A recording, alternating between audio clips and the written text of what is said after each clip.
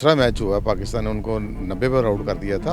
तो ये लग रहा था कि वाक़ई सी टीम है और ये सीरीज़ में कोई वो दम-खम नहीं है। और टी20 क्रिकेट का एक है कि एक आदमी, एक प्लेयर की या एक बॉलर की किसी भी स्टेज पर आउटस्टैंडिंग परफॉर्मेंस जब आती है ना, तो मैच का पासा पलट जाता है। वर्ल्ड कप सिर्फ 1 डेढ़ माह दूर है और अगर आप हमें आपकी होम ग्राउंड पर अगर न्यूजीलैंड की सी टीम, बी टीम, जो भी आप कह रहे हैं इसको, तो वो आपको अगर अपसेट कर सकती है तो आपके कान खड़े होने चाहिए। जैसे अमर को आपने पहला मैच दे दिया और ये दूसरा मैच दिया तो कल उसको निकल आया आपने, ये रोटेशन पे लिस्ट तो नहीं होनी चाहिए ना। अमर को मैं ये नहीं कहता कि अमर के ना खिलाने से ये होगा, क्योंकि अमर के बगैर भी ये आपको जीतना चाहिए था ये मैच। ख़ास तौर पर रिजवान की जो इंजरी है, ये तो आपके लिए एक बहुत बड़ा नुकसान हो सकता है अगर ये इंजरी ज़्यादा लंबी हो गई। तो मेरा ख्याल है रिजवान जैसा प्लेयर तो आपके टॉप रैंक प्लेयर है आपकी टीम का, अगर वो भी इस तरह ना अवेलेबल हुआ तो पाकिस्तान के लिए तो बहुत ज़्यादा मुश्किलात होंगी। बाबर आजम को जब दोबारा कप्तानी वापस की गई है एक सीरीज़ के बाद, तो कुछ था, रिसेंटमेंट थी शाहीन शाह अफरीदी की कि उसको चांस पूरा नहीं दिया गया कप्तानी का। पाकिस्तान से लेके मलेशिया, एशिया, अमेरिका, अफ्रीका, म्यूजिफाई अब चले दुनिया के साथ। अस्सलाम वालेकुम नाजरीन, मैं हूं आपका मेज़बान अफजल इफ्तिखार और आप देख रहे हैं न्यूज़ीफाई। आज का जो हमारा प्रोग्राम है खेल और खेल। आज हमारे साथ पाकिस्तान के सीनियर स्पोर्ट्स जर्नलिस्ट मोहम्मद यकूब साहब हैं। यकूब साहब, न्यूजीलैंड की टीम आ चुकी है पाकिस्तान में और कहते हैं कि ये बी और सी टीम है।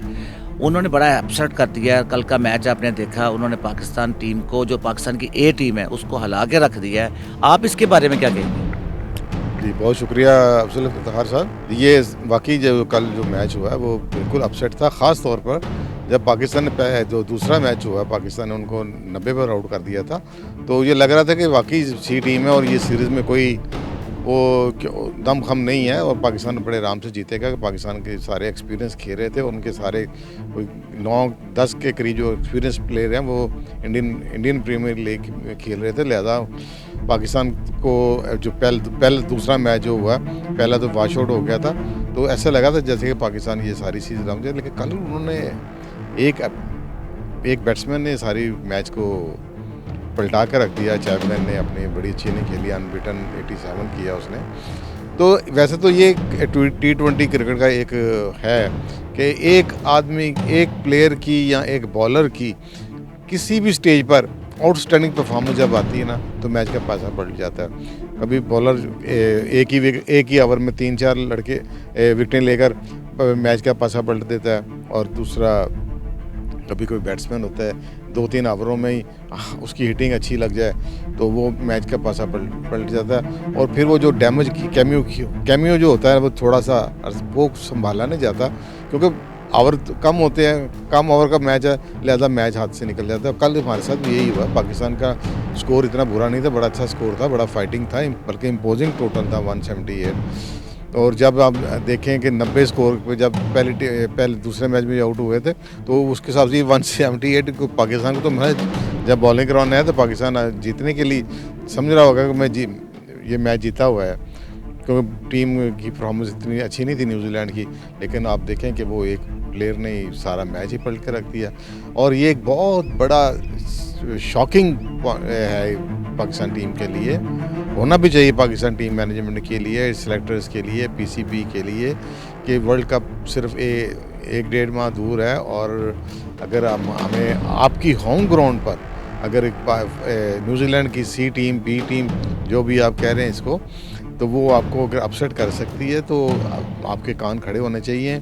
आपको अपनी सफ़ों में फिर शबबंदी करनी पड़ेगी, सोचना पड़ेगा कि ये सिचुएशन जो है ना, ऐसी सिचुएशन में वर्ल्ड कप में अगर आएगी तो मोराल बहुत गिरेगा। तो आपको टाइम बहुत कम है और एक्सपीरियंस ना करें, जो टीम आपने खिलानी है वो खिलाएं। और ये जो इन्होंने कहा था हम रोटेशन पॉलिसी बनाएंगे, वो लगता है कि इनको रोटेशन पॉलिसी अभी नहीं बनानी पड़ेगी। अगर रोटेशन पॉलिसी बनानी भी है तो कम से कम 3-3 मैच तो दें ना आप। जैसे अमर को आपने पहला मैच दे दिया और ये दूसरा मैच दिया तो कल उसको निकल आया आपने, ये रोटेशन पॉलिसी तो नहीं होनी चाहिए ना। अमर को मैं ये नहीं कहता कि अमर के ना खिलाने से ये होगा, क्योंकि अमर के बगैर भी आपको जीतना चाहिए था ये मैच। आपका शहनशाह अफरीदी खेल रहा था, नसीम शाह खेल रहा था, अब्बास अफरीदी खेल रहा था, आपके लड़के तो ठीक थे आपके पास। तो लेकिन ये है कि रोटेशन पॉलिसी का भी ये होना चाहिए कि कम से कम 3-4 मैच के बाद लड़के चेंज करें और टीम में एक कॉन्फिडेंस आएगा। और आमर को तभी मैच खिलाने चाहिए आपको, ताकि आमर का कॉन्फिडेंस बहाल हो। 3-3.5 साल के बाद वो आपकी तरफ से खेल रहा है, उसको तो अभी ना निकालें, उसको खिलाएं आप।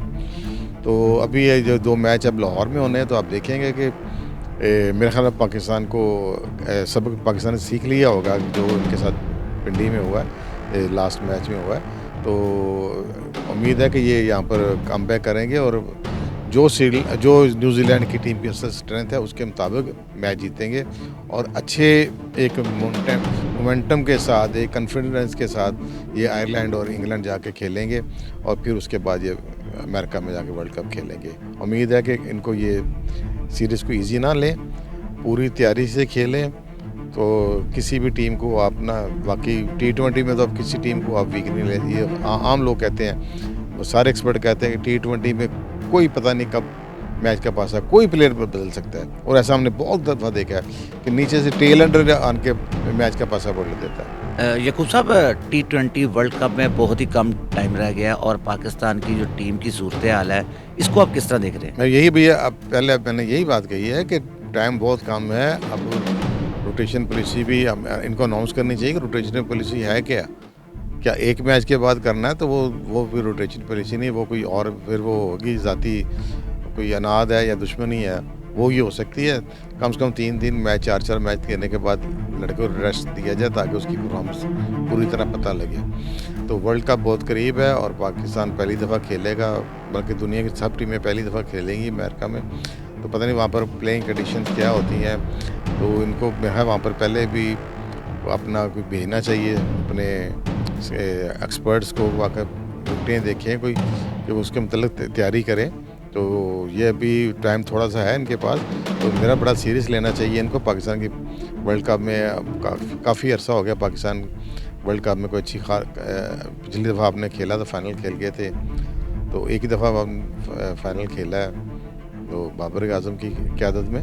तो पाकिस्तान की टीम अच्छी है, मैं ये नहीं कहता पाकिस्तान टीम अच्छी नहीं है, पाकिस्तान के सारे लड़के एक्सपीरियंस्ड हैं। अब ये है कि प्लेइंग 11 जो पिक करनी है और सीरियसनेस के साथ खेलें, तो इंशाल्लाह ताला पाकिस्तान की टीम बड़ी टीमों को अपसेट कर सकती है। यकूब साहब, पाकिस्तान क्रिकेट टीम के जो खिलाड़ी हैं, मोहम्मद रिजवान, उसके साथ आज़म खान, इनको काकुल में इतनी प्रैक्टिस कराने के बावजूद अब ये जाके इनको प्रॉब्लम्स आ रही हैं, टीम से बाहर हो गए, इस पे को आप किस तरह देखते हैं? हाँ, ये बड़ी अजीब सी बात लगी है मुझे कि हमने समझा था काकुल में जब जाएंगे तो काफ़ी उनकी जो जो फिटनेस लेवल बढ़ जाएगा। तो ये 2 जो हैमस्ट्रिंग है, ये जो होना रिजवान को और आज़म खान को, पता नहीं अब ये क्या है, वो रिपोर्ट्स आएगी तो पता चलेगा। तो अभी मैच भी काफ़ी होने हैं, तो अगर ये इसी तरह इनकी इंजरी प्रॉब्लम आती रही तो ये मेरे ख्याल पाकिस्तान के लिए बहुत मुश्किल हो जाएगा वर्ल्ड कप तक अपने पूरी टीम के साथ जाना। तो मेरे ख्याल में PCB को बहुत ज़्यादा ज़रूरत है फिटनेस के ऊपर गौर करने की, ज़्यादा भी बोझ ना डाला जाए, क्योंकि ज़्यादा बोझ डालने से भी काम ख़राब हो जाता है ना। आप हर चीज़ का एक तरीका होता है, उस हिसाब से चलें, लड़कों पर ज़्यादा बोझ भी ना डालें और जो इनकी प्रोफेशनल ट्रेनिंग जो इनको ज़रूरत है वो करवाएं। और ख़ास ध्यान रखें बच्चों का, ख़ास तौर पर रिजवान की जो इंजरी है, ये तो आपके लिए एक बहुत बड़ा नुकसान हो सकता है अगर ये इंजरी ज़्यादा लंबी हो गई। तो मेरा ख्याल है रिजवान जैसा प्लेयर तो आपके टॉप रैंक प्लेयर है आपकी टीम का, अगर वो भी इस तरह ना अवेलेबल हुआ तो पाकिस्तान के लिए तो बहुत ज़्यादा मुश्किलात हो जाएगी। वो एक वाहिद प्लेयर है जो उसकी परफॉर्मेंस बिल्कुल मुसलसल वो अपनी परफॉर्मेंस से अपनी टीम में जगह बनाए हुए हैं और वो सारी टीमें उससे डरती हैं, रिजवान से डरती हैं कि वो ये इसको आउट करना वाकई मुश्किल है। बाबर भी कई दफ़ा आउट हो जाता है लेकिन ये अपना कर जाता है, ये स्कोर करके जाता है। तो मेरे ख्याल PCB इस तरफ को देखेगा कि कहाँ पर गलती हुई है और उसको रेक्टिफाई करे और अपने ट्रेनिंग का दोबारा शेड्यूल इनको दे और ज़्यादा बोझ ना डाले, ज़हनी तौर पर ज़्यादा बोझ ना डालें, जितना ज़रूरी है उतनी फिटनेस करानी चाहिए। 1 घंटा चाहिए तो 1 घंटा कराओ, 4 घंटे कराने की ज़रूरत नहीं है, वो भी फटीग होती है। यकूब साहब, देखा जाए कि पिछले दिनों बड़ी एक गरम गरम खबर आ रही थी कि बाबर आजम और शहीनशाह अफरीदी की आपस में सुलह हो गई है। इन्होंने आपस में गले भी मिले हैं। क्या इनकी पहले कोई लड़ाई हुई थी? देखिए लड़ाई होना ज़ाहिर है, अगर ये खबरें चल रही है कि सुलह हुई है तो उसका मतलब लड़ाई तो हुई होगी। सुलह हुई, जो सुलह हुई है तो जो अब हम हमारे पास जो खबरें पहुंच रही वो यही थी कि बाबर आजम को जब दोबारा कप्तानी वापस की गई है एक सीरीज़ के बाद, तो कुछ था, रिसेंटमेंट थी शाहीन शाह अफरीदी की कि उसको चांस पूरा नहीं दिया गया कप्तानी का। तो उसने कोई अपनी वीडियो भी अपलोड की थी, इनडायरेक्टली जो मैसेज दे रही थी कि जैसे वो नाराज़ है। तो पहले भी इनकी आपस में होती रही है, लेकिन ये ज़ाहिर है क्रिकेट बोर्ड ने इन दोनों को बिठाया होगा कि पाकिस्तान के लिए आप इकट्ठे होकर खेलें। तो ज़ाहिर है पाकिस्तान के नाम पर जब आप खेलते हैं तो फिर ये चीज़ें इग्नोर करनी पड़ती है। लेकिन जो दिलों में अफजल साहब रहती हैं ना चीज़ें, वो ख़त्म नहीं होती। वो इसलिए नहीं ख़त्म होती कि हम इंसान हैं ना, तरीके से किया जाए कोई काम तो शायद हो जाए। शाहीन शाह अफरीदी को हमारी रिपोर्ट यही है कि शाहीन शाह अफरीदी को इत्मीनान में लिया ही नहीं गया उससे कुछ, जब कप्तानी वापस ली गई है। कम से कम आप उससे बात करते, पहले बात करते कि भाई हमें ये रिजर्वेशंस हैं, हम चाहते हैं कि बाबर के साथ जाएँ।